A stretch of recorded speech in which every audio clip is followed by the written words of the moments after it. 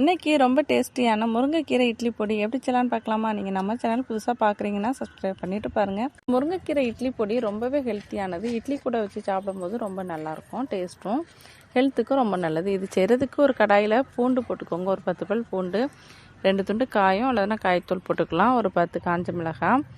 இப்போ கொஞ்சமாக கருவேப்பிலை சேர்த்துக்கோங்க. கருவேப்பிலை கொஞ்சம் நிறையவே சேர்த்துக்கலாம். முருங்கைக்கீரையும் அதிகமாகவே சேர்த்துக்கோங்க.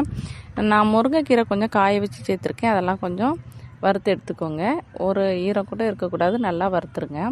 இப்போ இது கூடவே கருப்பு உளுந்து ஒரு கப்பு கடலைப்பருப்பு, அப்புறமா 1 கப் காணம்பயிறு சேர்த்துருக்கேன்.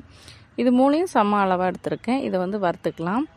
இப்போ ஒன்று ஒன்றா அரைச்சிடலாம். ஃபஸ்ட்டு நம்ம வறுத்து வச்சுருக்கிற முருங்கைக்கீரை, கருவேப்பிலை அதெல்லாம் அரைச்சி எடுத்துக்கோங்க. அதுக்கப்புறம் தனியாக அந்த மாதிரி உளுந்து, பருப்பு, காணம் இது 3யும் அரைச்சிக்கோங்க. அதுக்கப்புறம் 2யும் மிக்சியில் ஒன்றா சேர்த்து அரைச்சிக்கலாம். அரைக்கும் போதே உப்பு சேர்த்து அரைச்சிருங்க. இப்போ இதை ஆற வச்சுட்டு ஸ்டோர் பண்ணிங்கன்னா சூப்பராக இருக்கும்.